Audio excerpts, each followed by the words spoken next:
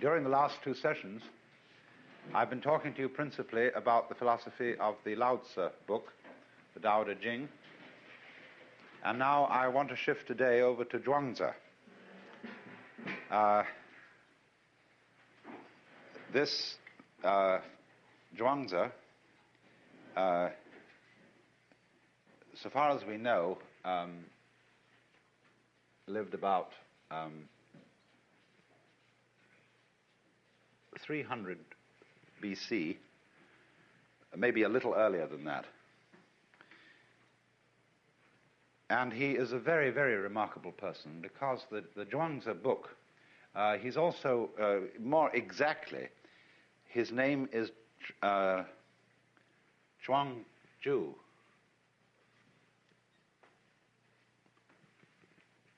But his book, sometimes called simply the Zhuangzi book, is quite unique in the whole history of philosophy, because he's almost the only philosopher from the whole of antiquity who has real humor.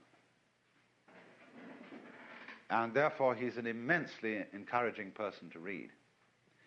But part of his humor is the art of exaggeration. And you always have to allow for that. You always have to realize that he's slightly pulling his own leg.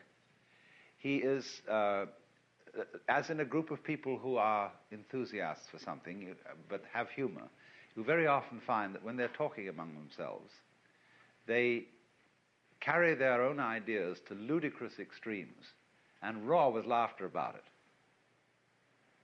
And Zhuangzi does that.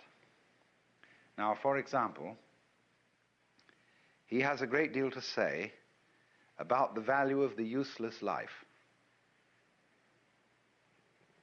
The whole notion of something, of life, any moment in life or any event in life being useful, that is to say, serving the end of some future event in life, is to a Taoist absurd. Because nothing is useful at all. The universe is viewed as purposeless and useless through and through, because it's a game. More than that, game doesn't really convey the sense of this. When a Taoist sage is wandering through the forest, he isn't going anywhere. He's just wandering. When he watches the clouds, he loves them because they have no special destination. He watches birds moving around. He watches the waves lapping on the shore. And just because all this is not busy in the way that human beings are busy, because it serves no end other than being what it is now, it is for that reason that he admires it, and it is for that reason that you get the peculiar styles of Chinese painting in the Tang, Sung, and later dynasties, where nature, in its wayward, wandering nature, is the main subject. When we say that something is without purpose, that's a put-down phrase. We say, well, it's no future in it. But what's the use? No, we say, what's the use? And we need very much to realize that that question reflects our insanity. What's the future in it? What's the use? The joy for the Taoist is that things have no use, and the future is not important. Now, you can exaggerate this, and Zhuangzi does in a very humorous way, by describing the ideal useless man. He's a hunchback, and he's so deformed that his chin rests on his navel, and so on. And but he says, now this man is very admirable. He's found the secret of life, because when the social service workers come around, he's the first to get a free handout. And when the military officers come around to conscript people for the army, he's the first to be rejected. Therefore, he lives long. And he also describes a case of some travelers came across an enormous tree fantastic thing.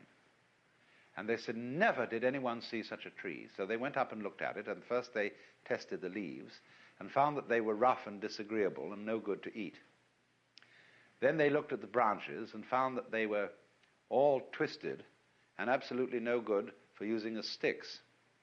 Then they examined the wood and found it was full of pith and absolutely useless for a carpenter. So nobody had disturbed this tree. It was not used for cutting down or any purpose whatsoever. And so it grew to an enormous size and was of great age. Now, Zhuangzi is here pulling our legs. He is not exactly asking us to take all that literally, but this is his way of doing things. Then also he describes the behavior of the high form of man. And he says, the man of character, that is, in this case, the word de we were discussing yesterday, the man of character lives at home without exercising his mind and performs actions without worry. The notions of right and wrong and the praise and blame of others do not disturb him. When within the four seas all people can enjoy themselves, that is happiness for him. When all people are well provided, that is peace for him. Sorrowful in countenance, he looks like a baby who has lost its mother. Appearing stupid, he goes about like one who has lost his way. He has plenty of money to spend and does not know where it comes from. He drinks and eats just enough and does not know where the food comes from. This is the demeanor of the man of character. Then by contrast, the hypocrites are those people who regard as good whatever the world acclaims as good and regard as right whatever the world acclaims as right. When you tell them that they are men of Tao, then their countenances change with satisfaction. When you call them hypocrites, then they look displeased. All their lives they call themselves men of Tao, and all their lives they remain hypocrites. They know how to give a good speech and tell appropriate anecdotes in order to attract the crowd. But from the very beginning to the very end, they do not know what it's all about. They put on the proper garb and dress in the proper colors and put on a decorous appearance in order to make themselves popular, but refuse to admit that they're hypocrites. So on. But this explanation of the man who is stupid in countenance and appearance and is wandering about as if he had lost his way and doesn't know anything, of course, is based on the text in Lao Tzu where he says, the people of the world are merrymaking, as if partaking of the sacrificial feasts, as if mounting the terrace in spring. I alone am mild, like one unemployed, like a newborn babe that cannot yet smile, unattached like one without a home. The people of the world have enough and to spare, but I am like one left out. My heart must be that of a fool, being muddled, nebulous. The vulgar are knowing, luminous. I alone am dull, confused. The vulgar are clever, self-assured. I alone depressed, patient as the sea, adrift, seemingly aimless. The people of the world all have a purpose. I alone appear stubborn and uncouth. I alone differ from the other people and value drawing sustenance from the mother. Capital M, that's Mother Nature.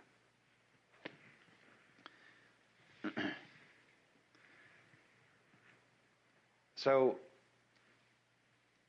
there is about, you see, the character of the Taoist sage as depicted by Zhuangzi, something of the fool. Because the fool is the person who doesn't know enough to come in out of the rain, who doesn't compete. Everybody else gets before him to the prizes, the material prizes of life, and even to the spiritual prizes. The fool is, you see, the person who isn't going anywhere. He sits by the road and goes...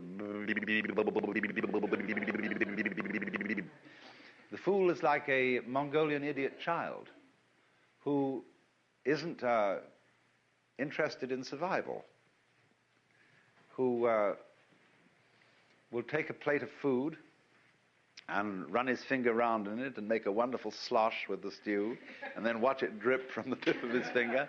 He won't eat for quite a while, and then he'll play with it in all sorts of ways. Then his attention will be distracted by something else, and he'll chase after that, you see. But so long as you don't cross him, this is the case of the Mongolian idiot, he remains the most wonderfully friendly, swinging kind of a cat. But he has no ambition.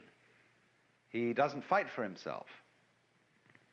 And nobody can ever get him to. So the fool has always been used as a kind of analog of the sage. There's a Hindu verse which says, sometimes naked, sometimes mad, now as a scholar, now as a fool, thus they appear on earth, the free men. And if you read the biographies of the early life of Sri Ramakrishna or Sri Ramana Maharshi, they are absolutely wild. Now, not all of this, you see, again, just as in reading Zhuangzi, you mustn't take it too literally.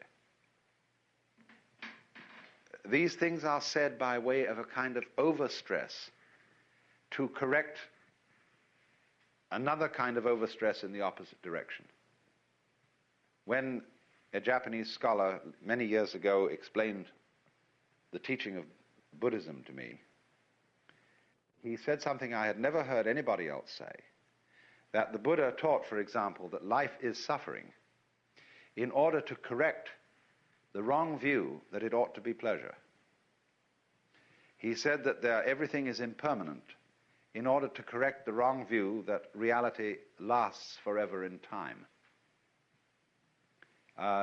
So the idea of the middle way is set up in this fashion by going to one extreme in order to correct another. This is a very common Asian technique, and it is found especially in Zen, where teachers, when they are asked about something sacred, will always answer in terms of something secular.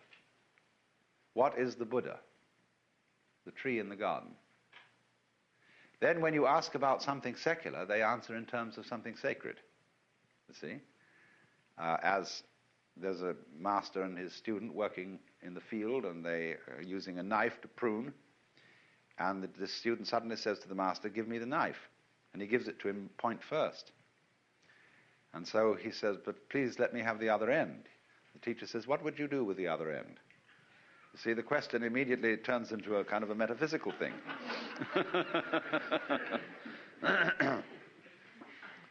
So this play back and forth between the extremes has as its interior design the awakening of the mind to polarity that I was talking to you about yesterday, this thing of mutual arising. Zhuangzi tells a story about this. He says a certain keeper of monkeys said with regard to their ration of nuts that each monkey should have 3 in the morning and 4 at night. But at this the monkeys were very angry. So the keeper said they might have 4 in the morning and 3 at night, with which arrangement they were all well pleased. Now the number of nuts was the same, he goes on to say, but there was an adaptation to the likes and dislikes of those concerned.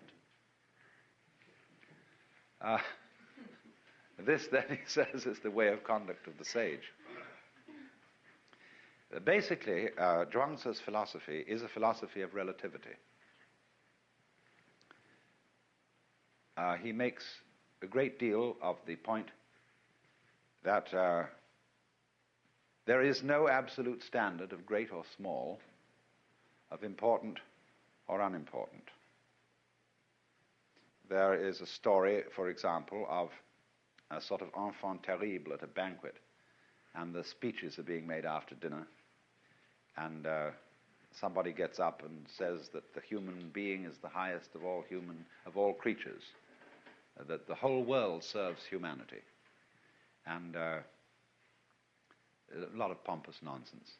And the small boy gets up and says that since tigers feed on human beings, it's quite obvious, therefore, that human beings exist for the service of tigers.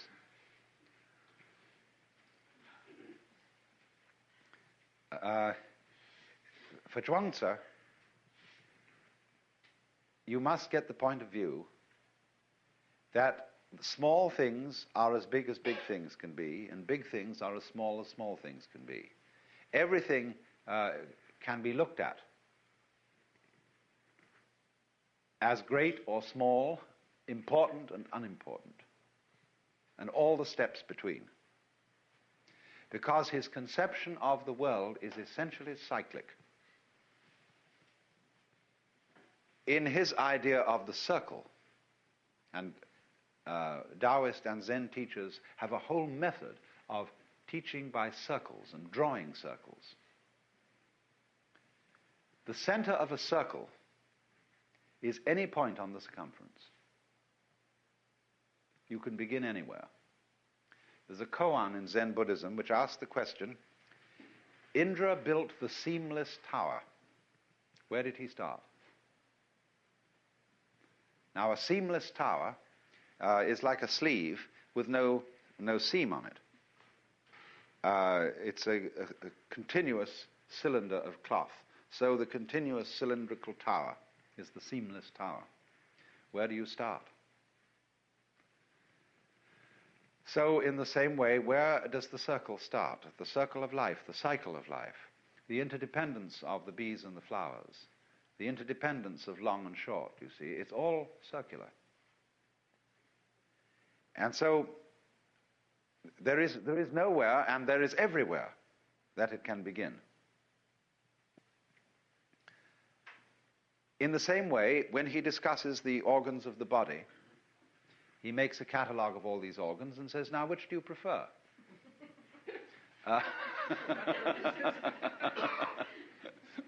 He says, which one comes first and which one follows? Which one rules and which ones are servants?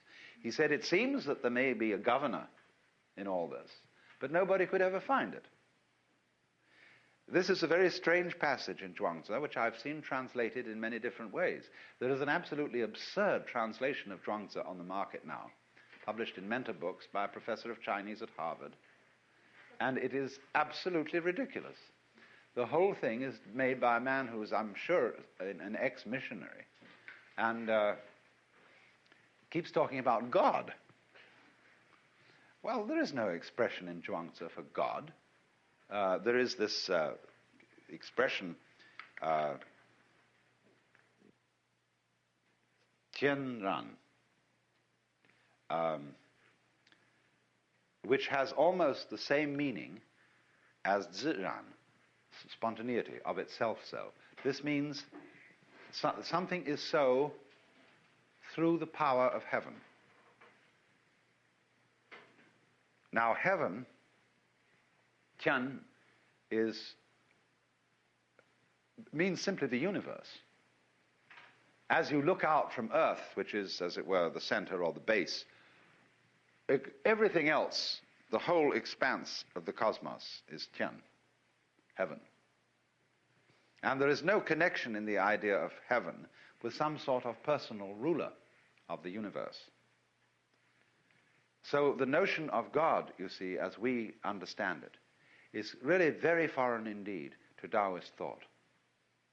And when you see somebody translating this as God, it gives a very wrong impression of this teaching. For example, there is a passage in which Shun asked Zheng, saying, can one get the Tao so as to have it for one's own?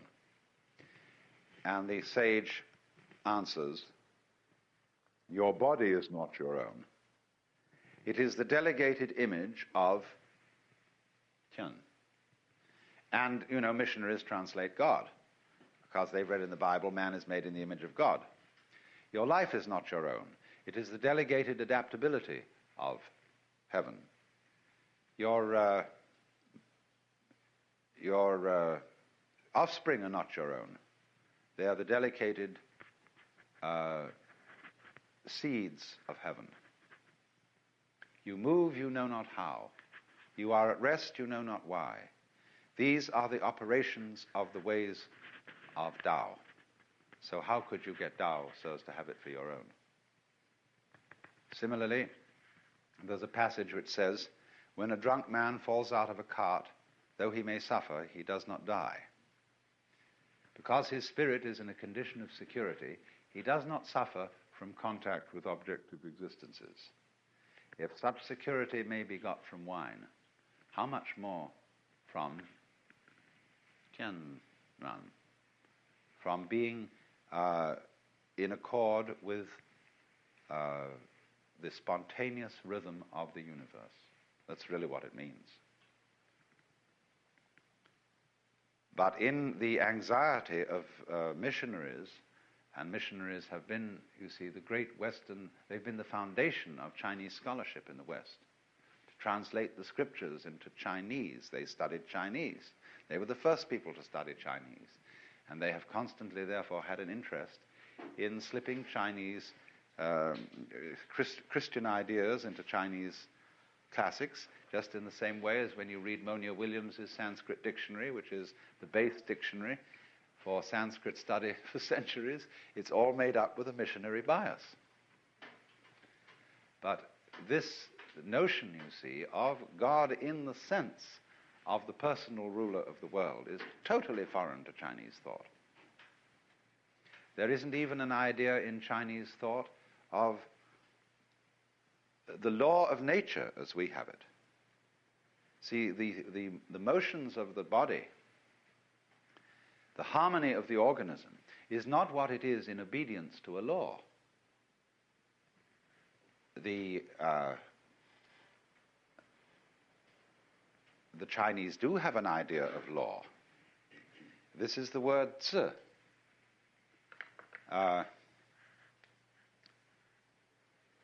This is an interesting character, nowadays written this way.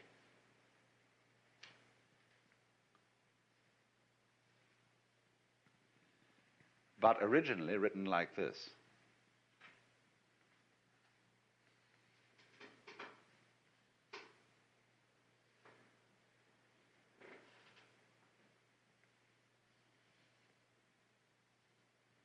This is zi.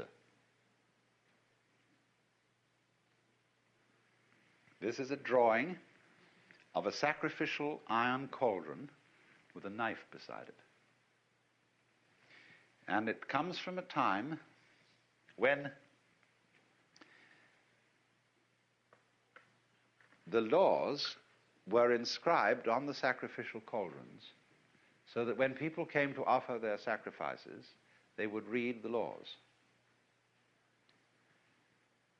Certain sages objected to this and said that if the people know what the laws are in the fixed terms of writing, they will develop a litigious spirit.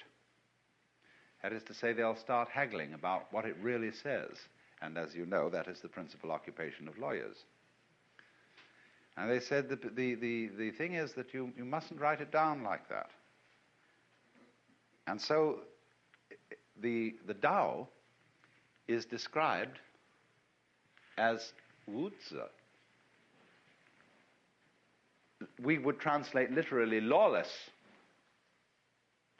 but it means, of course, transcending this kind of law, which is specific law. Positive law, I think, is the correct legal term. So there is no notion in the Taoist philosophy, or one might almost say in Chinese philosophy as a whole, for this certainly includes Confucianism, no notion whatsoever of the world as responding to a boss. So the body, in other words, does not have in it a ruling organ. Its order is the consequence of, or the operation of, every part of it existing together simultaneously, arising mutually. There's no governor. Now, the difficulty, you see, in Zhuangzi's philosophy, the difficulty with human beings is they begin to think in terms of governing and ruling. And they set out to dominate themselves and their surroundings. And invariably, this leads to a mess. He tells the story of an ancient man by the name of Polo. And Polo was a great horse trainer. This is where we get the word polo from. But he said Polo absolutely ruined the nature of horses. Horses were nice, charming creatures like Dean Swift's Houyhnhnms before polo interfered and ruined their nature. Then he says in other places, a good carpenter doesn't need a square or a compass. He works without it.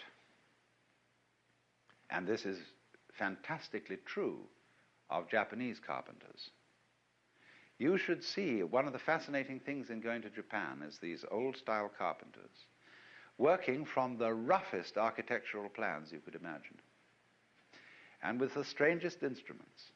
But they have an uncanny knack of fitting things by feel and by eye. A great story is told of a ceremonial raising of the ridgepole of a new temple.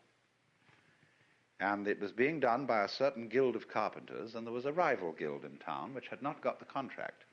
And they were very sore about it. So during the night, one of the members of the rival guild came, and he chopped off 6 feet or so of the ridgepole. And so when the master craftsman came in the morning and all the priests had arrived for the ceremony of raising the roof beam, he looked at it and said, "Somebody has interfered with this. It must be our enemy guild. They've cut off 6 feet of the roof beam." Anyway, he said, "Never mind, I will put it right." And he took his hammer and ceremonially struck the beam, then said, "Raise it." And it was raised, and it fitted exactly. So the story is, of course, that the master carpenter knew that this would happen, and he made the beam too long.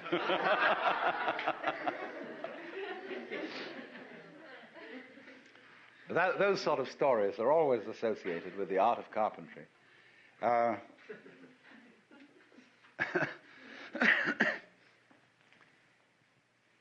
He needs no square, you see, because his sense of skill that is in his organism, in his nerves, in his senses, is much more subtle than anything that can be made with instruments.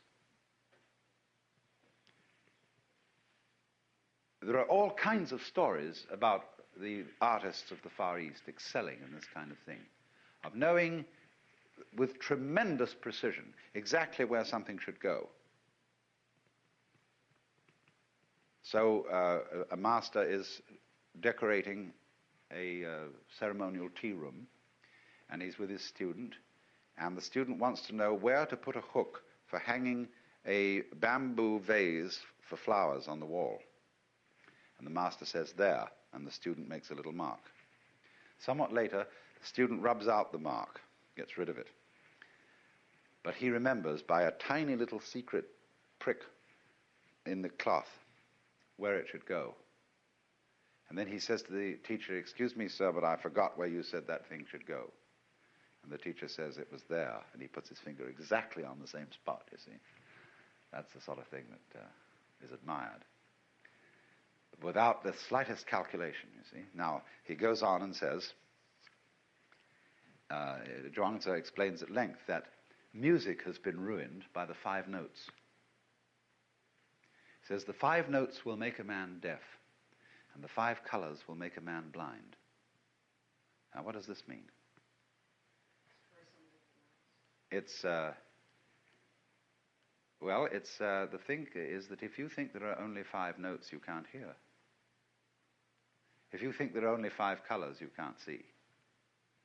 The moment you say, this is a problem that we have in music, that we've got a notation, which is our chromatic scale.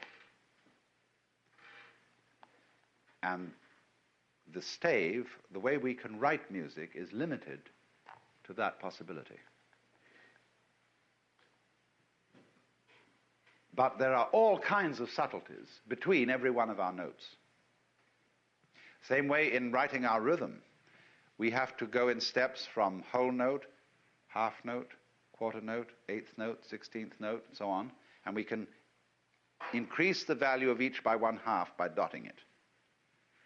But that's the limit of our rhythmic expression. Whereas in all Oriental music, you have an infinite continuum, both of tone and of rhythm. They make the most extraordinarily complicated rhythms. And the way you learn music is not from notation, not from measures, but from the living body of your teacher demonstrating the ways of playing instruments. So you follow the teacher, the man, instead of what it says in a book.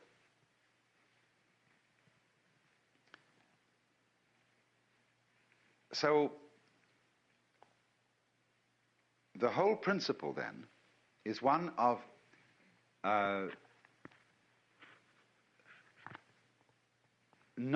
of success in life through not pushing it around, through not trying to govern it. He tells a story, as a matter of fact, Zhuangzi has a very funny trick. A lot of his wisdom he puts into the mouth of Confucius. He said that Confucius was one day doing this, and he ran into Lao Tzu, and they had an argument, and Lao Tzu won. But then the next time he talks about Confucius teaching Lao Tzu's doctrines. And this to the immense confusion of everybody. But it said one day Confucius was standing by a river where there was a tremendous cataract plunging down. And he suddenly saw an old man coming out of the forest who fell into the river and suddenly disappeared into the cataract. And he said, "Oh dear, too bad, probably some old fellow tired of life who want to put an end to it all." The next moment, way downstream, the old man gets out of the water and starts bouncing along. And Confucius is amazed, and he sends one of his disciples to catch this fellow before he disappears. He said, "Sir, I was thinking that you were going to commit suicide, and I suddenly find that you came out of that cataract alive. Do you have some special method by which you do this?" "No, I have no special method," said the old man. "I just go in with the whirl and come out with the swirl. Because I don't resist the water, I entirely identify myself with water." So you see, here he is, utterly relaxed, just rolling around in the torrent and not resisting in any way. And so he is preserved. He goes with the stream, rolls with the punch, or whatever you want to call it. Again, of course, there is exaggeration in a story of this kind, just as there's exaggeration in the story of the hunchback and the tree and so on. Because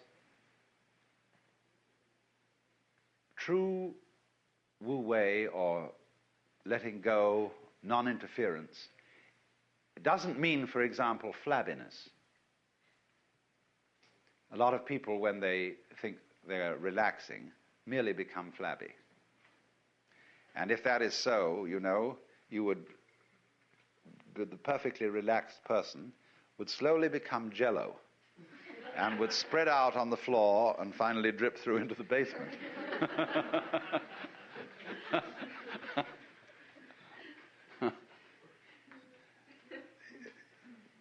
Relaxation, you see, is simply something that happens when there's too much yang in you, too much of the positive. You need to balance off with the yin. And the trouble is that human beings, in their anxiety to control things, exhibit too much yang, too much aggressiveness, too much of the male principle. They need the balance of the female.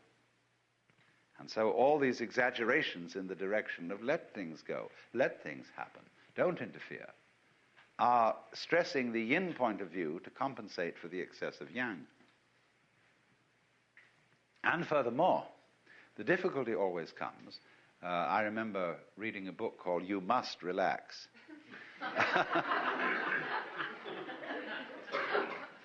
The difficulty always arises when one feels I must relax, I've got to let go and let things happen. But how on earth do I do it? Even in trying to relax, I'm all tense because I'm anxious that it must happen, and maybe it won't. And how do you do it, you see? You can't achieve Wu Wei like that. What you have to understand is that you don't have to do anything. There is no method, as the old man said. The meaning of Wu Zi, when you call the Tao is Wu Zi, or lawless, It means there is no method in it that you can master and do it. What you have, it's all based on understanding, or what our psychologists call insight, that you have to find out that there is nothing that you do as a source and cause of action separate from everything else. When you know that there is no separate acting you, then there is no need to try to relax. The thing you have to see is that the flow of the Tao, as I said yesterday with the illustration of the people swimming in a strong stream, that the flow of the Tao goes on anyway. Just like the flow of time, for example, you can't get out of the present moment.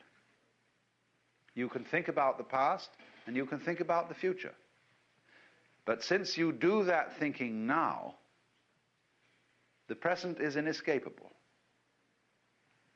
All right, now the present moment does, doesn't it? It has a sense of flow. Time is going along, life is going along. Time, actually, the clock time, is simply a measure of flow, a way of going tick, tick, tick, tick, and counting the ticks, and say, well, we've lived through so many ticks. But nevertheless, this thing, real time, as distinct from this ticking thing, is a flowing. And yet it's still. Isn't that fascinating? It moves, but you're always there. It's always now. You never get out of now. All right, now, if you can feel that, see, that you can't get out of now, and you never will. See? Now, realize that what we call now is the same thing as Tao. The Tao, the course of things, the eternal now, the presence of God, anything you want to call it. See? That's now, and you can't get out of it. So there's no need to get with it, because you can't get out. See? That's beautiful. You just relax, and you're there. So that's the principle of flowing. You can make all kinds of very clever ways of postponing finding this out. It's terribly simple. But you can say, well, this is a very spiritual matter, and I'm an unevolved person, and it'll take me a great deal of time to realize this in a more than an intellectual way. That's an excuse for playing your own game and not finding this out. There are all sorts of elaborate ways of doing that, and you can put it off by indulging in the most complicated systems of spiritual culture and yoga and so on and so forth. And that's all right. I have no objection to your putting it off if that's what you want to do. But actually, it's always here and now. Just as you can't get away from now, you can't get out of the Tao. That's the humor of the whole thing. And that's why Zhuangzi has his beautiful light touch. He says, the heron is white without a daily bath. The crow is black without being painted in ink. And this is the same saying, you know, as in Zen. In the spring landscape, there is nothing superior, nothing inferior. Flowering branches grow naturally, some short, some long. Or they say a long thing is the long body of Buddha. A short thing is the short body of Buddha.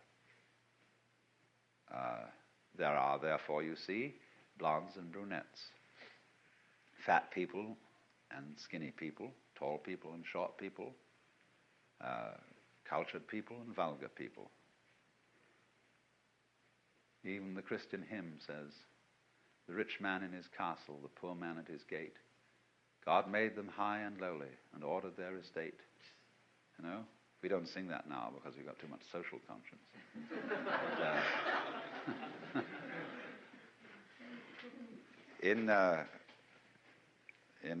I think I probably read this passage yesterday.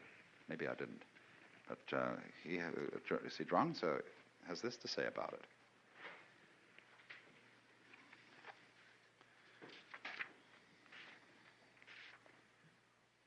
Those who say that they would have right without its correlate wrong, or good government without its correlate misrule, do not apprehend the great principles of the universe, nor the nature of all creation. One might as well talk of the existence of heaven without that of earth, or of the negative principle, yin, without the positive, yang, which is clearly impossible. Yet people keep on discussing it without stop. Such people must be either fools or knaves. Of course, one could always reply to Zhuangzi that there have to be fools and knaves so that we can recognize the existence of sages.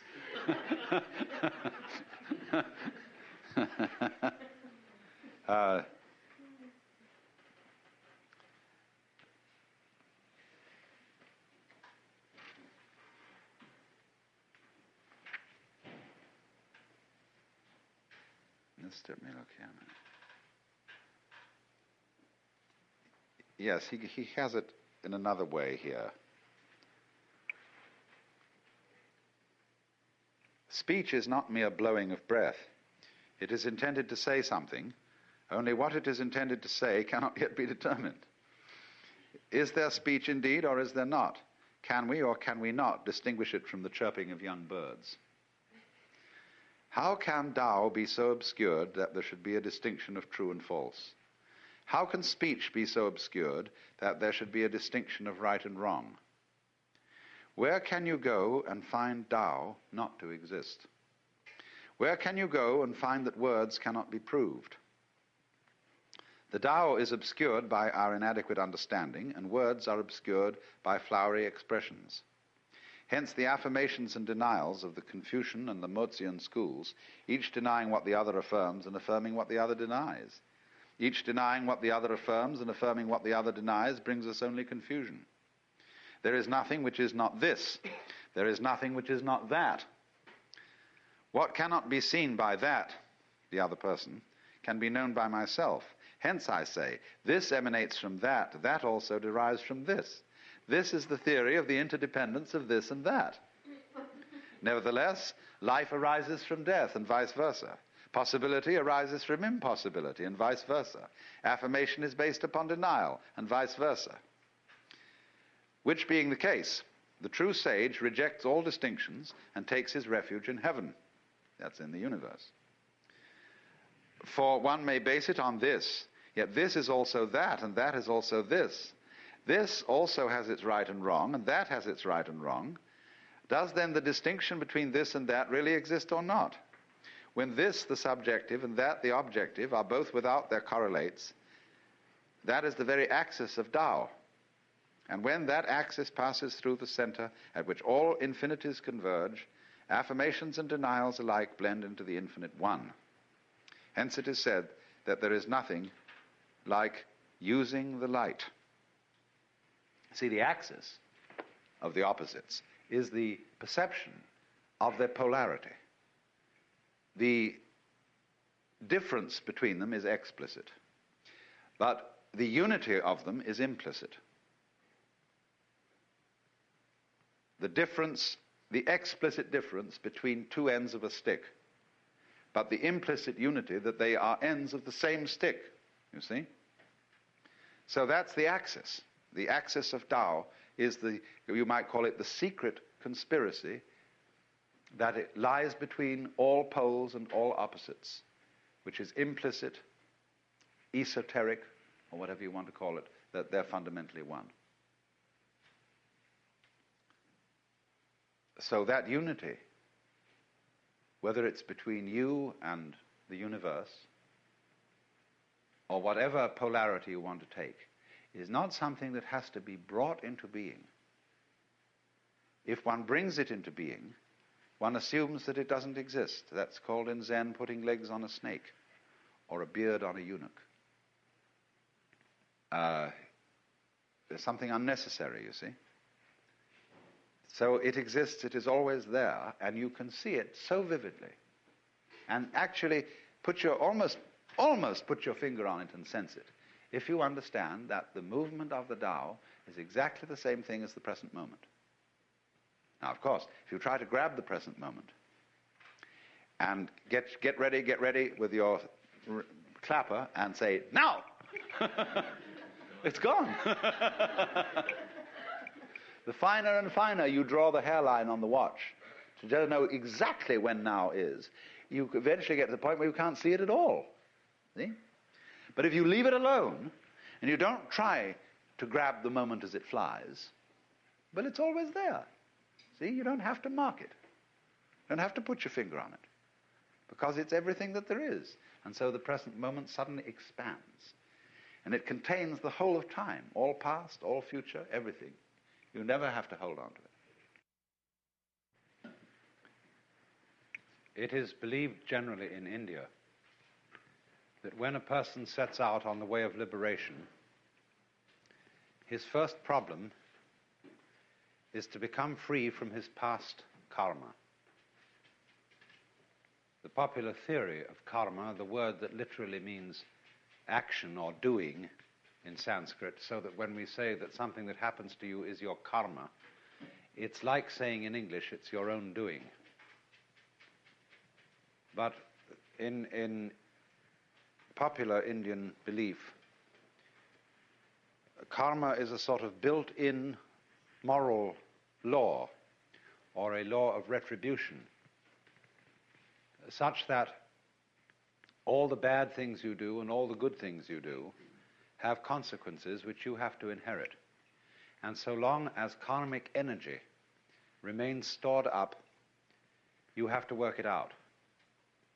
And what the sage endeavors to do is a kind of action which in Sanskrit is called nishkama karma. Nishkama means without passion or without attachment, karma, action.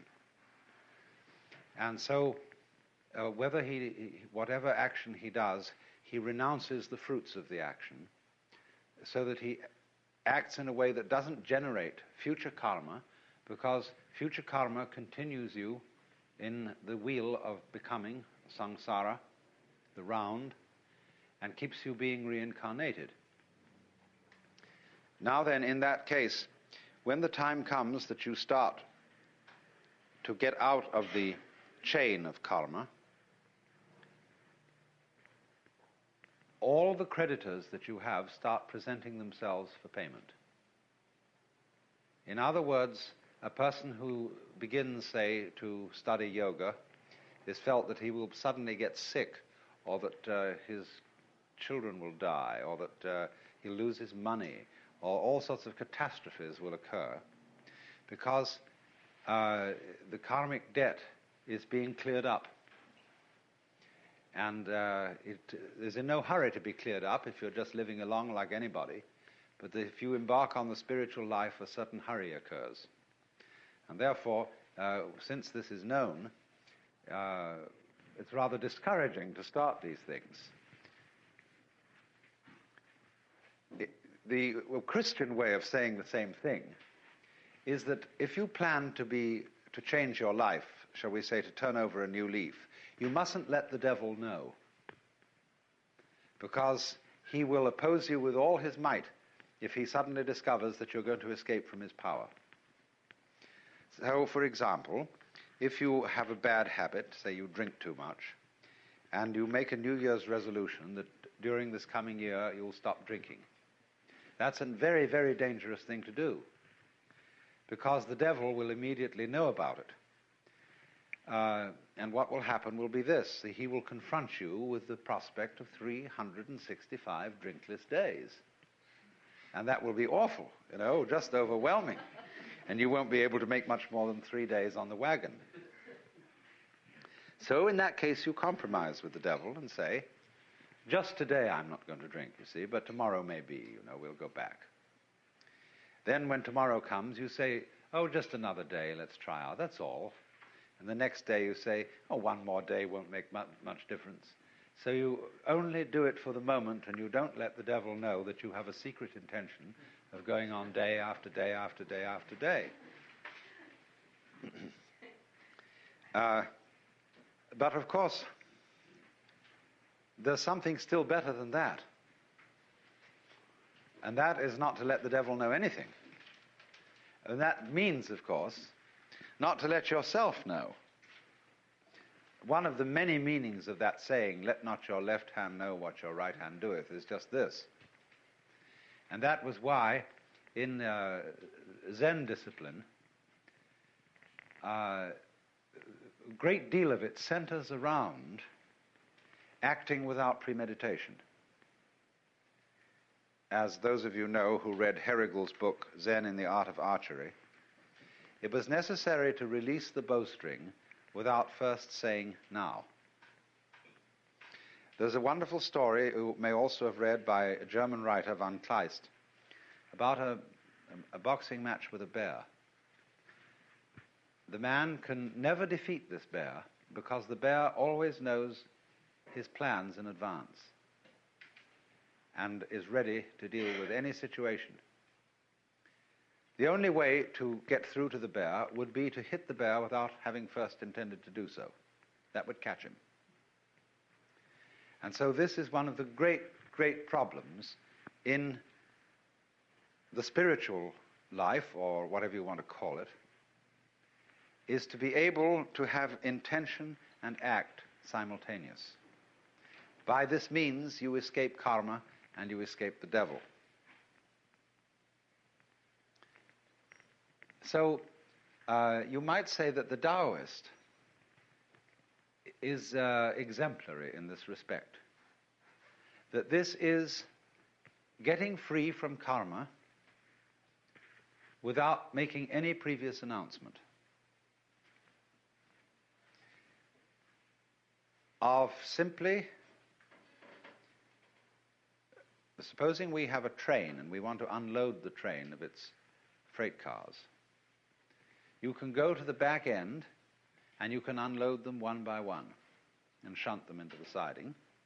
But the simplest of all ways of unloading is to uncouple between the engine and the first car, and that gets rid of the whole bunch at once.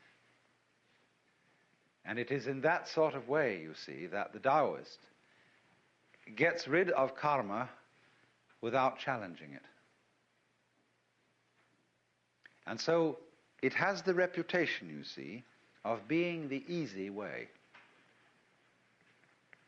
There are all kinds of yogas and ways for people who want to be difficult. And one of the great gambits of a man like Gurdjieff was to make it all seem as difficult as possible, because that challenged the vanity of his students. If some teacher, some guru says, really, this isn't difficult at all, it's perfectly easy, some people will say, oh, he's not really the real thing. We want something tough and difficult, and when we see somebody starts out giving you a discipline that's very, very weird and rigid, people think, now there is the thing. That man means business. See? And so they flatter themselves by going to such a guy that they are serious students, whereas the other people are only dabblers and so on. All right, if you have to do it that way, that's the way you have to do it. But the Taoist is the kind of person who shows you the shortcut and shows you how to do it by intelligence rather than effort, because that's what it is. In so many athletic and artistic skills, you will find a teacher who teaches you how to do it without forcing it. I once studied the piano. I'm absolutely no good at it now because I don't practice. involved in other things. But I had an absolutely superb teacher for a while. He was a very, very great musicologist. You know, there was nothing sloppy about his standards. They were the highest perfection. But when I first went to him, he said, let me see what you can do. So I played him a Scarlatti sonata. He said, yeah, but the trouble with you is you're trying too hard. You're hitting the piano, and you should never hit a piano. He said, actually, all you've got to do in order to play a piano is to drop your hands on it. And you need to have relaxed arms. So he made me practice for a while. He felt my muscles to see whether I was relaxed or not. And he said, now just drop your hand on the piano. I don't care what notes you hit, but just drop your hand. Let it fall. He said, there's enough energy in the weight of your arm to play as loud as you will, or as soft as you will. But just let it drop. He said, that's all you have to do. Drop your hands. And he kept feeling my arms. He said, no, no, you're getting too tense. You must pretend you are Lao Tzu. And he was a very educated man. He knew about these things. And then he said, now, after dropping your hands, all you've got to do is to hit the right notes. And he said, you know, the same thing is involved in making a very complex trill. And he demonstrated. He just dropped his hand on the piano, and at the same time his fingers went flip like that. And there was this magnificent ornamentation. Then we went on, we'd practiced this for some time. He said, now let's get around to hitting the right notes. And he found immediately I had a block on reading music. Because when I was a small boy and studied piano at the age of roughly 8, I had a pestiferous teacher who was a mistress in this private school I went to in England. And she used to sit beside you and hit your fingers with a pencil every time you made a wrong note. Gregory Bateson, I think, was taught piano as a child in such a way.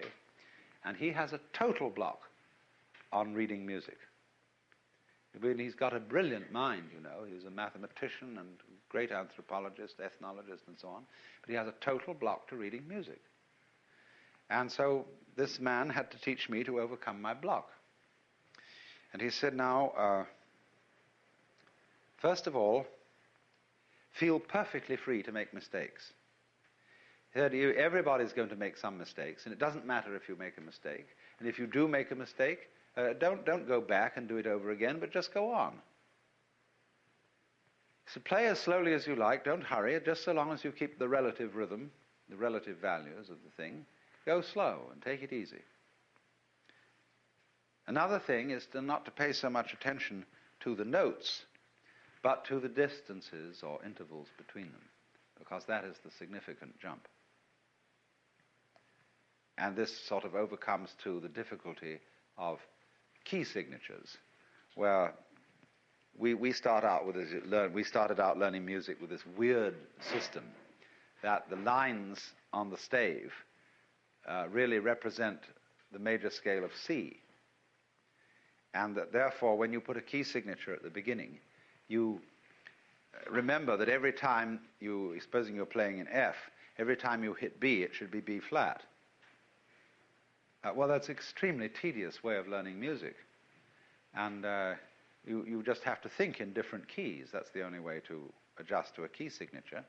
And play the thing according to the intervals appropriate for that key. But you see, in this instance, this man, although he was a great perfectionist and was highly skilled in music, he used intelligence, first of all, to give you a shortcut. And then he also used relaxation to enter into a difficult thing by the easiest route. Did I tell you yesterday that incident about the seed, catching the seed by its hairs? I did, yeah. Well, you see, I was making the point there about intelligence, that when the wind blows and the seed responds like a living animal, you can't say that it's not a living animal, that it's only a seed with whiskers on, because those whiskers on the seed are a manifestation of the intelligence of the seed, in the same way as the sail manifests the intelligence of the sailor. So, Taoism is in that sense what everybody is looking for. The easy way in, the shortcut, using cleverness instead of muscle. So the question naturally arises, isn't it cheating? When in any game somebody really starts using his intelligence, he will very likely be accused of cheating. And to draw the line between skill and cheating is a very difficult thing to do. I'm sure if you've read Life magazine recently, you're aware of the tremendous controversy going on in the bridge world, because a champion team, a couple of partners, has been accused before the whole bridge world of cheating. And what they did, I mean, after all, in bridge, bidding is a way of letting your partner know what's in your hand.